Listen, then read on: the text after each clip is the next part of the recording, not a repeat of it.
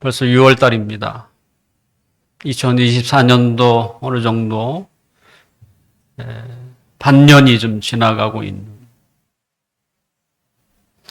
우리가 올해 새해를 시작할 때에 1924년이라고 하는 한 해를 좀 의미 있게 보내고 조금 더 성숙하게 살기 위해서 기도 제목을 내놓기도 하고 때로는 결심을 하게 되죠. 또 여느 해와는 좀 다르게 똑같은 삶의 패턴보다는 내가 올해는 특별히 특별한 기도 제목을 때로는 결심을 하게 되고, 그래서 좀 더 변화를 우리는 추구하게 됩니다. 자, 한 해의 반이 지났습니다. 여러분의 결심과 때로는 기도 제목이 잘 진행되고 있습니까?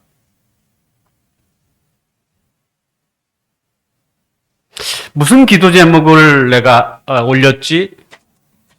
또 내가 올해를 시작할 때 새로운 결심을 했던 내용이 무엇인지, 아마 그것을 잘 기억나지 않는다면 지금이라도 여러분의 기도 제목을 다시 펼쳐봐서, 내가 올해 이런 기도 제목을 했구나, 다시 한번 기도에 그 마음을 갖고 기도의 불을 붙였으면 좋겠습니다. 그리고 내가 특별히 올해 결심했던 부분들을 다시 한번 상기하면서 그 결심이 하나님 앞에, 그리고 우리 공동체 앞에 열매로 맺어가기 위하여 힘썼으면 좋겠습니다. 오늘 우리가 보고 있는 오늘 본문에도 결심이라고 하는 것이 때로는 맹세, 더 나아가 서원, 또 강력한 서원으로까지 표현되고 있습니다. 성전에 올라가는 순례자, 오늘도 우리가 만나게 되는데요. 그는 어떤 마음을 가지고 성전을 올라가고 있을까?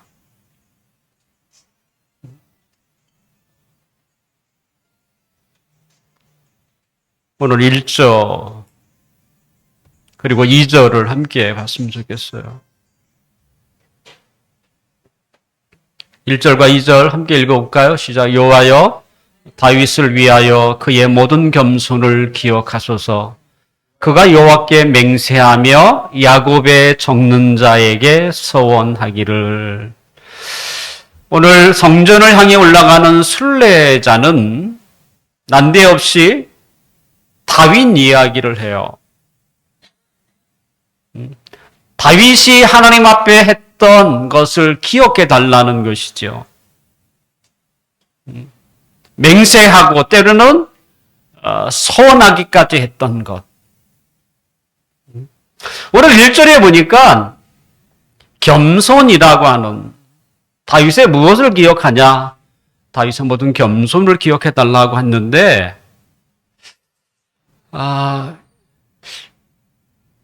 우리가 가지고 있는 성경이 개역 개정입니다.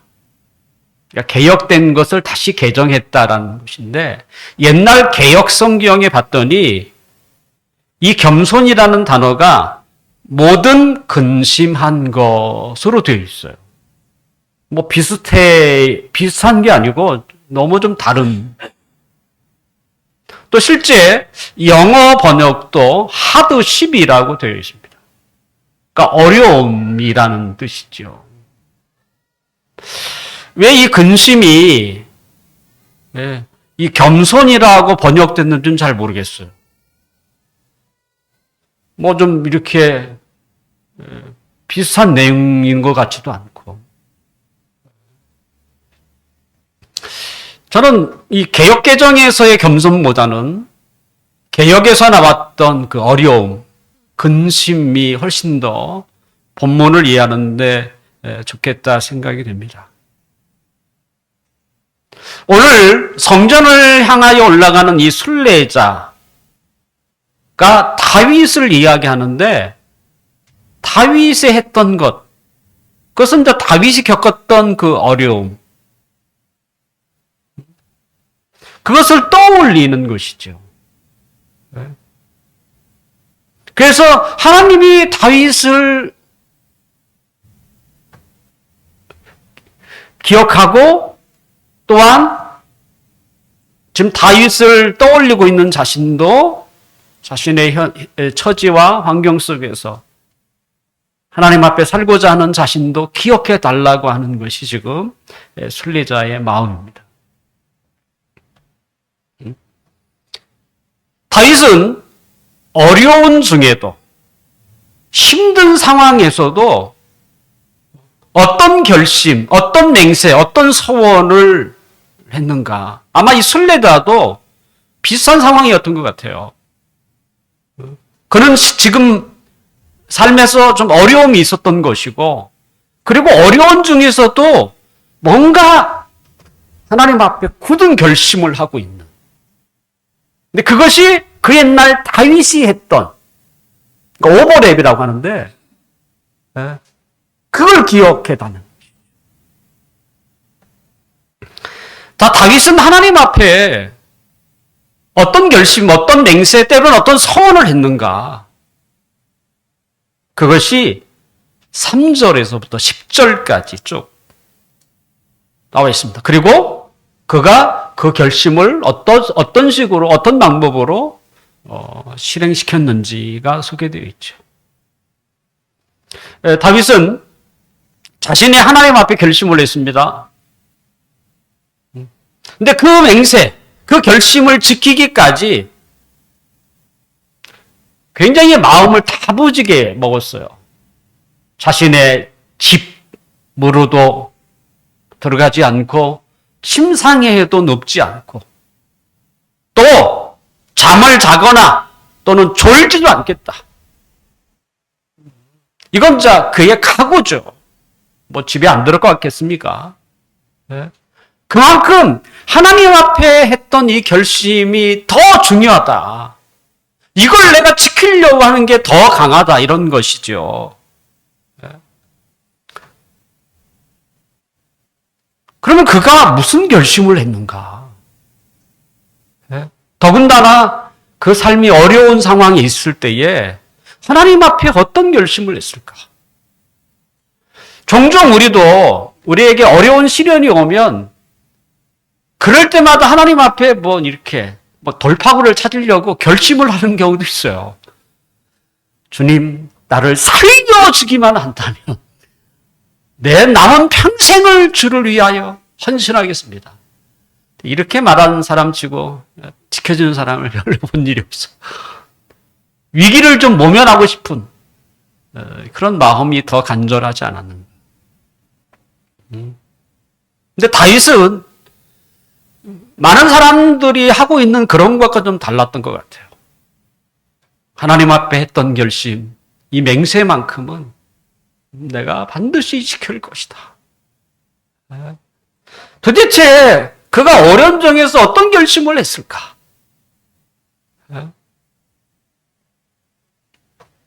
그가 하나님 앞에 서원했던 것은요, 언약궤를 찾아서 자기가 살고 있는, 왕이 돼서 이제 살고 있는 그 궁궐에 모시는 일이었어. 좀 싱겁나요? 네?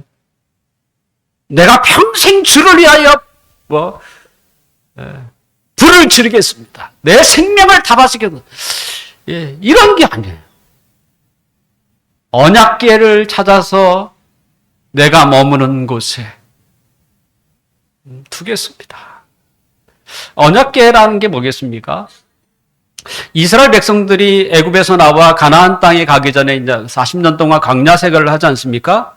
그 광야 생활 중에 하나님이 모세에게 직접 이렇게 만들라라는 것을 직접 보여주고 그렇게 해서 만들어진 것이 언약궤입니다. 하나님은 보이지 않는 분이에요. 보이지 않으니까 우리 인간에겐 너무나 답답해요. 뭔가 좀 이렇게 하나님이 실제 보이지 않지만 보이는 것처럼 뭔가 상징적인 게 필요했던 것이죠. 우리 인간에게 필요한 거예요, 사실은. 그래서 그것을 바라볼 때마다 하나님을 기억하고 의지하고 또 하나님도 이런 것을 통해서 하나님 자신을 알리고 이렇게 하기 위해서 하나님은 성막을 짓게 했어요. 그러니까 한마디로 큰 텐트라고 해야 되나요? 근데 언약궤는 이 거룩한 성막 안에 가장 신성한 곳, 지성소에 있는 하나의 궤짝입니다. 궤짝. 이 아카시아 나무로 만든 궤의 궤짝. 그 궤짝 안에 하나님이 이스라엘 백성들에게 주신 십계명, 돌판이 있죠. 돌판에 쓴 이 십계명을 넣었다고 해서 법궤라고 부르기도 하고 또는 하나님과 이스라엘 사이의 그 관계가 그냥 쉽게 우리가 뭐 약속하는 이런 약속 정도가 아니라 언약, 피로 맺은 언약. 이제 가장 강력한 약속, 언약이라는 의미를 가지고 언약궤. 이렇게 부르는 것이죠.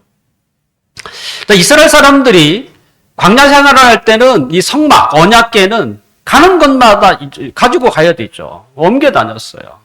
그러다가 이스라엘 사람들이 이제 가나안을 정복한 후에 하나님의 언약궤는 실로라고 하는 곳에 놓이게 됩니다.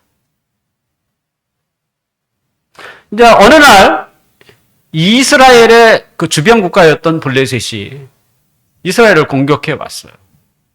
근데 블레셋은 막강하고 이스라엘은 그에 비해서 너무나 초라했어요. 그래서 어떻게 하냐면 우리에게는 하나님이 있지. 그래서 그 언약궤를 가지고 나갔어요. 하지만 블레셋에게 도리어 패배하고 그 언약궤마저 빼앗기고 맙니다. 블레셋은 언약궤를 취하고 나서 근데 취한 이후서부터 이상하게 그 지방에 각종 전염병이 돌기 시작하는 거예요. 그래서 다른 지방에 다른 도시에 갖다 놓으면 거기서 또 이렇게 전염병으로 사람이 죽어가는 일들이 또 다른 곳으로 옮기면 그래서 안 되겠다 싶어서 그들은 다시 이 언약궤를 이스라엘 사람들에게 돌려주자.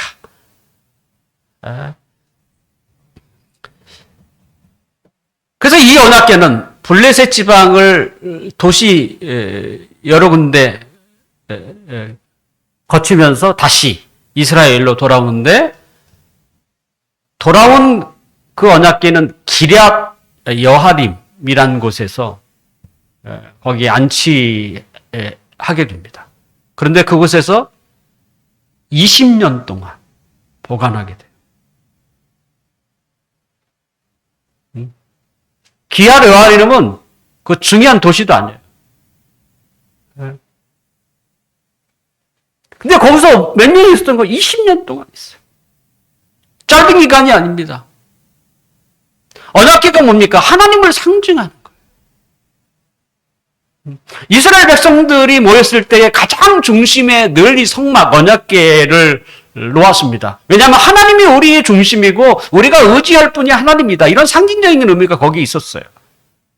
그런데 그 언약궤가 지금 어떻게 돼요? 이스라엘 사람들에게 버려진 거예요. 보잘것없는 기럇 여하림에 그냥 20년 동안 보관되어 있는. 이 말은 뭡니까? 이스라엘 사람들에게 하나님의 자리가 없었다는 거예요. 하나님을 찾는 사람도 없고 만약에 하나님을 찾고자 하는 그 많은 사람들이 있었다면 이 언약궤가 기아 여아림에 계속 보관되어 있으면 안 되는 것이죠. 그렇다고 해서 그들이 하나님의 이름을 부르지 않은 것은 아닙니다. 하나님의 이름을 부르지만 그것은 하나의 형식이었어요. 말로만 하나님을 부르지 삶에는 하나님의 존재가 유명무실한 하나님이었던 거예요. 성경은 이와 같은 사람에 대해서 무엇이라고 표현하고 있는지 아십니까? 디도서 1장 16절에 보면 그들은 하나님을 시인하나 행위로는 부인하니 가증한 자요 복종하지 아니하는 자요 모든 선한 일을 버리는 자다. 한마디로 하나님이 있다는 것을 인정할지 모르지만 삶에서는 하나님이 인정이 안 되는. 그래서 이런 사람을 실천적 무신론자라고 이렇게 명명합니다. 그러니까 신이 없다고 말하는 사람과 크게 다르지 않다는 것이죠. 다윗은 어떤 자입니까? 다윗은 하나님이 없으면 못 사는 사람. 어디 가든지 그의 마음의 중심에는 하나님이 있었어요. 하물며 작은 행동을 할 때에도 하나님께 물어요. 하나님 가야 됩니까? 말아야 합니까? 라고. 블레셋과의 전쟁을 치러야 합니까? 말아야 합니까? 제가 먼저 가야 할까요? 일일이 하나님 앞에 물어요. 그만큼 이 다윗에게 있어서 하나님은 그 마음의 중심 그리고 삶의 자리에 가장 중요하신 분이었어요. 네? 그가 왕이 되었습니다.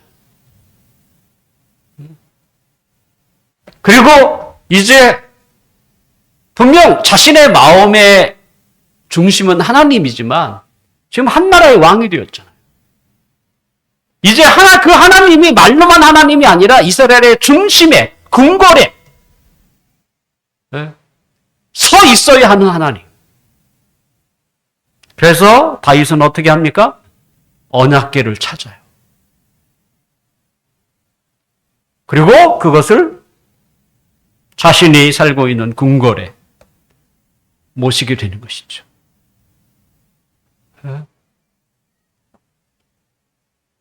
다윗은 그것을 맹세했고 또 그것을 결심했고 그리고 그것을 지켜냅니다. 6절에 있는 것처럼 에브라임 야할 들판에서 그 언약궤를 발견했고 그리고 그 언약궤를 절차를 통해서 자신이 머물고 있는 다윗 성전, 다윗 산성에 모시고 옵니다. 다윗은 하나님의 언약궤를 자신의 궁궐에 모시는 과정 속에서 왕의 체면도 생각하지 않고 마냥 기뻐하는 어린아이들처럼 너무 신나서 그 기쁨으로 그 언약궤를 다윗 산성에 모시고 그래서 하물며 그의 부인은 다윗의 그 모습을 보고 조롱하기도 할 정도였습니다. 왕이 되면 좀 품위를 좀 지켜야지. 그게 뭡니까? 하지만 하나님 앞에서는 무슨 품위가 뭐가 필요한? 내가 하나님을 그렇게 좋아하는데.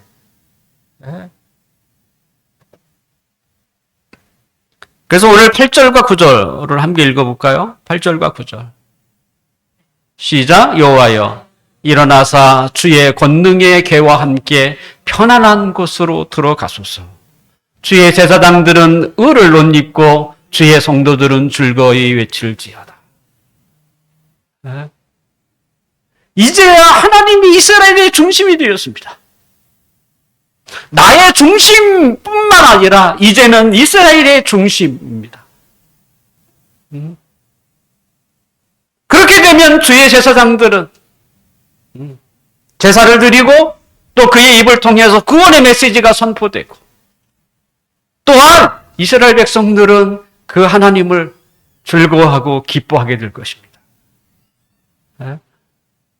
이런 다윗의 마음이 방금 읽었던 이 구절에서 잘 표현되고 있다고 말할 수 있습니다. 그러니 하나님이 기뻐하지 않겠어요, 다윗을? 이렇게 하나님을 좋아하니. 그래서 하나님은 다윗을 볼 때마다 그는 내 마음에 합한 사람이다. 합했다는 말이 다른 의미가 아니에요, 사실은. 하나님을 너무 좋아하는 사람인 거예요. 열심히 우리가 뭘 일을 잘해서 이런 의미가 아니에요. 하나님을 너무 기뻐하는 사람.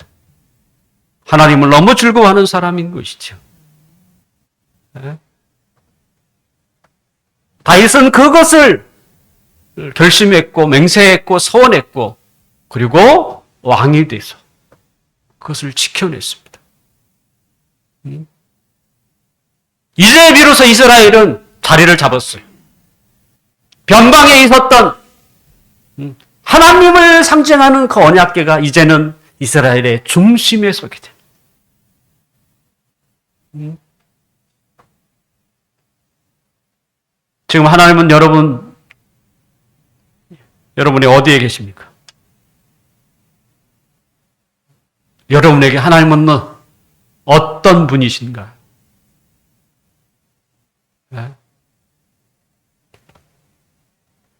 우리의 신체를 들어 표현하면 하나님은 그냥 머리에 관념적으로만 계신 분인가요? 아니면 불경한 이야기지만 하나님이 내 발 아래에 있어서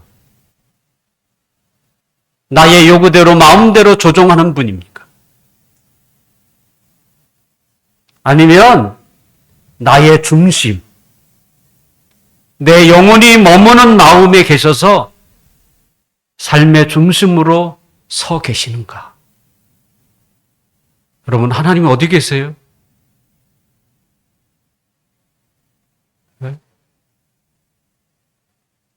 마음에 하나님이 거하지 않는 이상 그분은 우리의 삶의 변두리에 모실 수밖에 없습니다.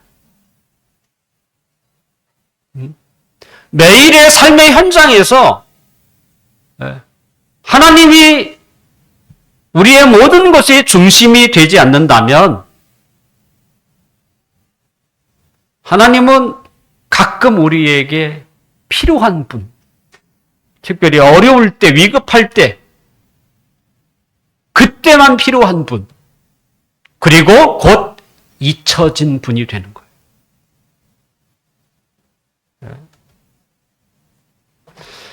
삶에서 하나님을 찾지 않아도 아무렇지 않다면 그것은 문제를 넘어 심각한 것. 갑작스럽게 발견된 암보다도 더 무서운 죽음의 병입니다.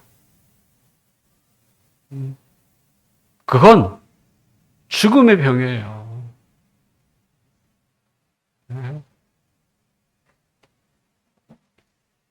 자, 언약궤 자체가 하나님은 아닙니다. 언약궤는 하나님을 상징하는 것. 우리가 하나님을 잘 모시고 있다는 것, 그것이 바로 언약궤. 지금 언약궤는 우리에게 없죠. 언약궤는 구약 시대에 하나님을 상징하는 것이었습니다. 그렇다면 신약 시대, 우리가 신약 시대를 살고 있지 않습니까? 이 시대에 하나님을 상징하는 게 뭘까요? 교회입니다.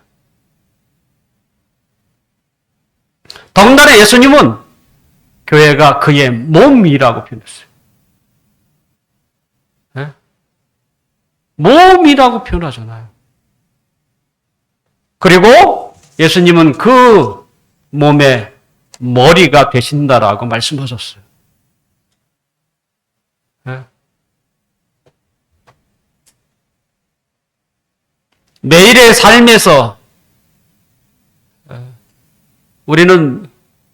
우리가 그죠? 서로 떨어져 살죠. 하나님의 백성으로 주일날 함께 모였다가도 서로 떨어져 살지만, 하지만 우리의 마음은 어디? 교회를 중심으로. 한마디로 주님을 중심으로 살아가는 거예요. 나의 삶이 교회의 사명에 무관심하고, 또 내가 교회의 유익이 되지도 못하고 덕이 되지 못한다면 그거 어떻게 하나님 중심으로 살고 있다고 말할 수 있겠습니까?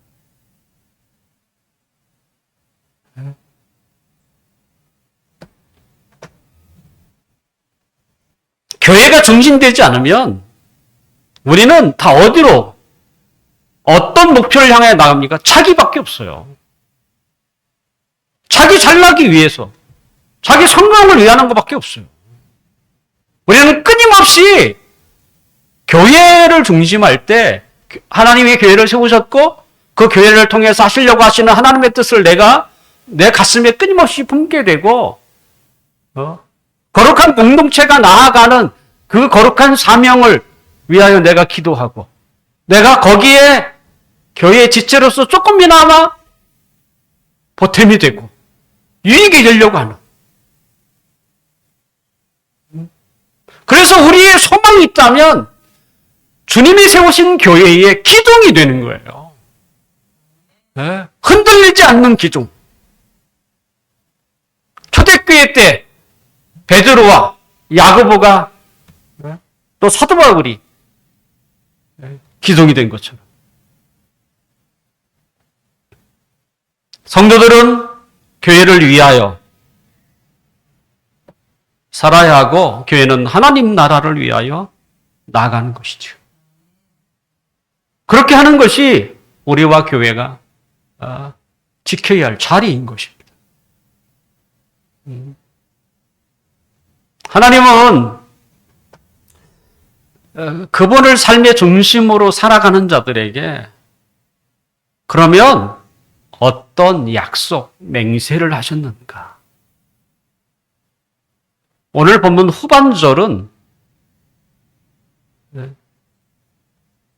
다윗에게 아니면 다윗과 같은 그런 결심, 하나님을 중심으로 살겠다고 그 결심을 이루어가는 사람에게 허락하시는 하나님의 약속이에요. 어떤 약속이 있을까?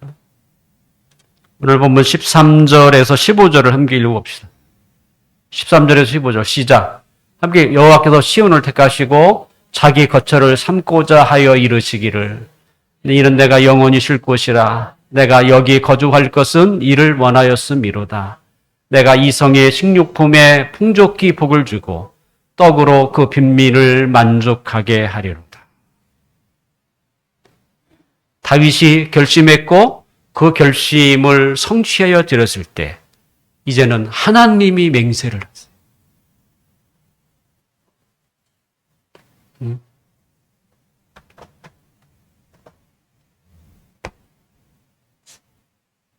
이제 하나님은 자리를 그죠?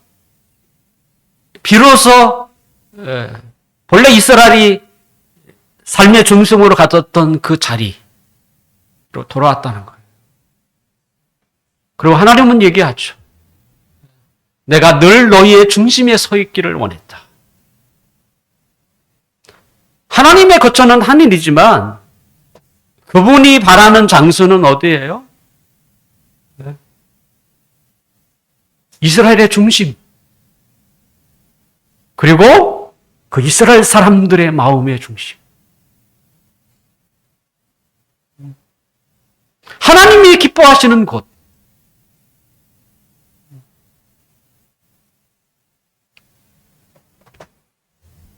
그것은 교회 공동체.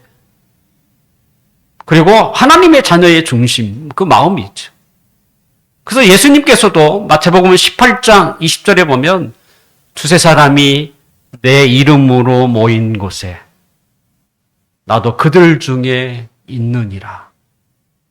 이건 교회를 이야기하는 것입니다. 네. 주님이 그곳에 거처를 두겠다는 것이죠. 하나님이 그걸 그렇게 원한다는 거잖아요, 지금. 하나님이 계신 곳이 어딥니까? 그것이 바로 천국 아닙니까? 하나님이 거하고 계신다면 하나님이 그것에 필요한 것들을 채우시고 보충하지 않겠습니까?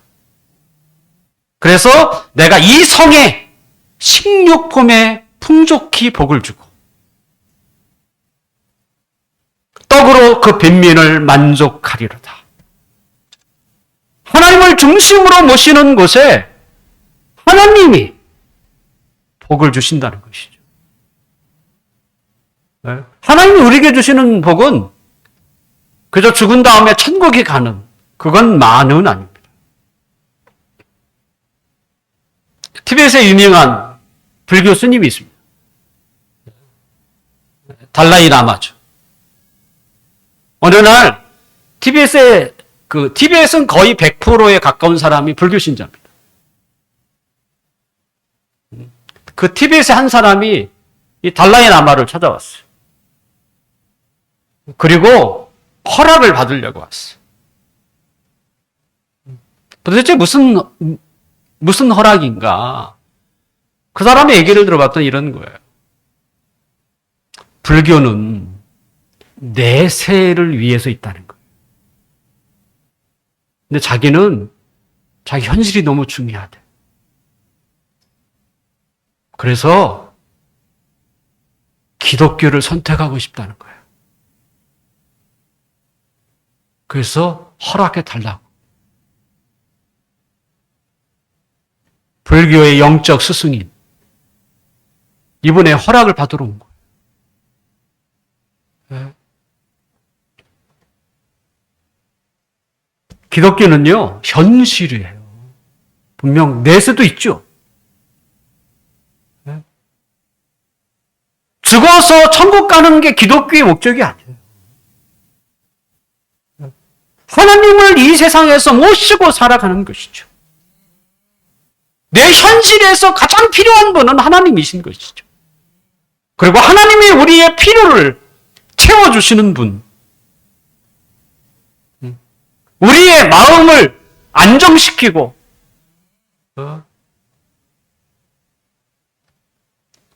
그러면 어떻게? 하나님은 우리의 건강도. 스트레스가 사실은 우리의 건강을 해치잖아요. 근데 하나님이 우리의 마음에 평강을 주면 스트레스 받을 일이 뭐가 있겠습니까?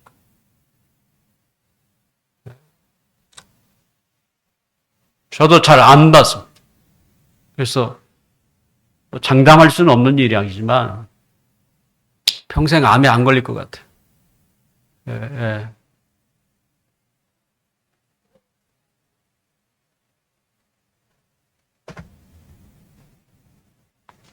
어찌됐든 하나님을 중심으로 살면 스트레스를 안 받으니까 혹시 스트레스에 인한 암 이런 건 잘 안 걸린다는 거죠.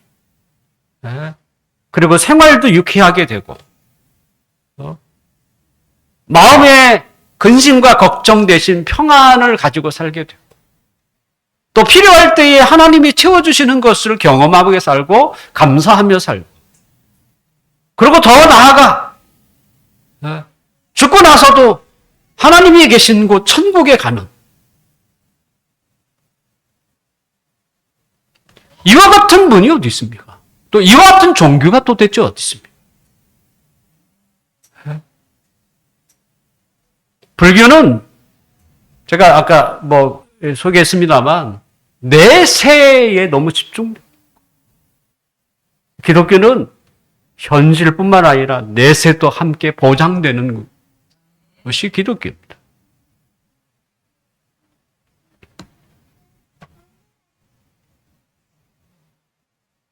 하나님은 다윗에게 오늘 본문 18절에 이렇게 되어 있습니다. 내가 그의 원수에게는 수치를 옷 입히고 그에게는 왕관이 빛나게 하리라. 네. 하나님을 중심에 모셨더니 이 성에 부족한 것을 풍족히 채우고 하물며 어느 나라든지 가난한 사람은 있는 거예요. 그 빈민까지도 하나님이 먹여주실 것이고. 그러면 된 거 아닙니까? 아니죠. 하나 남았죠. 외부에서 들어오는 적이 있죠. 적. 하나님은 그 적으로부터도 이스라엘을 지키시겠다. 그리고 그 존귀와 영광이 이스라엘 가운데 빛나게 하겠다. 라고 말씀하고 있는 것이죠. 결국 하나님을 중심으로 살면 우리의 적이 누구겠습니까? 가까이에서는 우리를 미워하는 사람이 있지만 영적으로는 사단 아닙니까? 하나님이 사단의 각종 유혹과 미혹에서 우리를 지키신다는 것이죠. 이걸 누가 하는 거예요? 하나님이 맹세하시는 거예요. 우리가 하나님을 나의 중심으로 삼겠다고 결심하고 그것을 지키면 하나님도 맹세하신다는 거예요. 이제부터 내가 너를 책임지마. 너의 건강을, 너의 마음을, 너의 생활을, 그리고 천국은 당연한 것이고.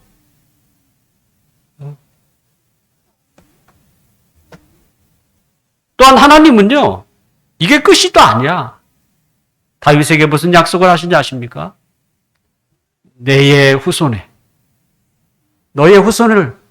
왕위를 계속 지킬 뿐만 아니라 너의 후손 가운데 기름 부은 자 예수 그리스도의 나심을 예언을 했어요. 장래 우리의 후손들입니다. 저에게 가장 큰 소망이 있다면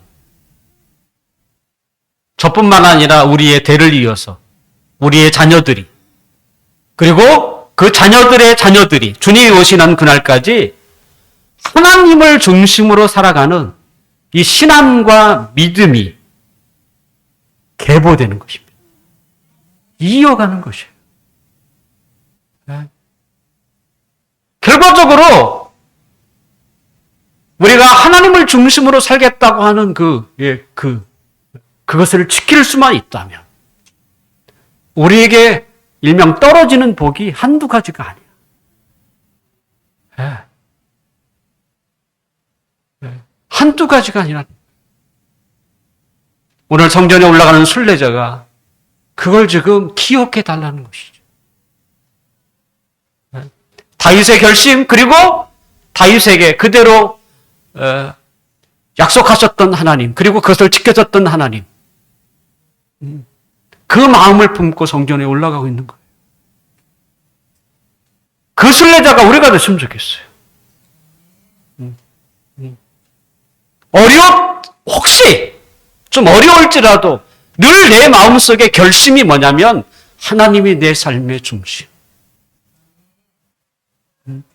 그리고 실제 말로만 그런 게 아니라 실제 그렇게 중심을 내어드리는 그랬을 때 하나님은 우리를 지키세요. 하나님도 맹세하시잖아요. 그런 자에. 이제 말씀을 정리하려고 합니다.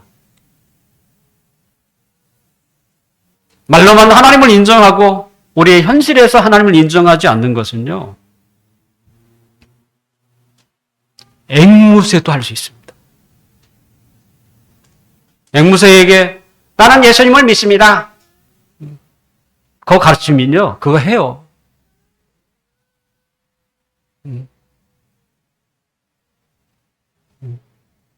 그러면 앵무새가 정말 하나님을 믿나요? 그렇지 않습니다. 언제까지 하나님을 떠나서 살려고 하십니까? 그냥 입술로만 인정하는 것으로 만족하십니까? 하나님은 속일 수 있는 분이 아니에요.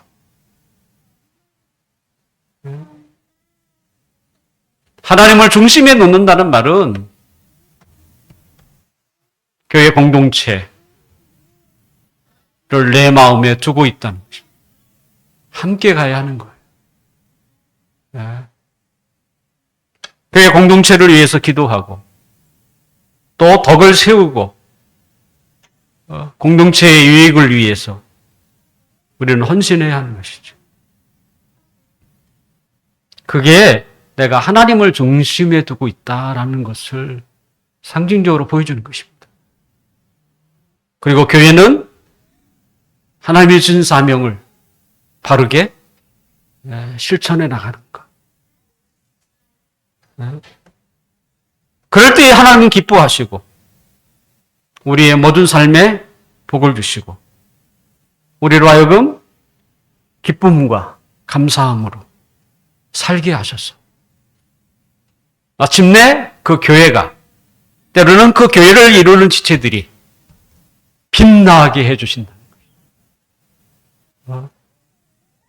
이 빛남이 이 교회가 되고 또 이 교회를 이루고 있는 우리 한 사람 한 사람 되기를 주님의 이름으로 축원합니다. 기도하겠습니다.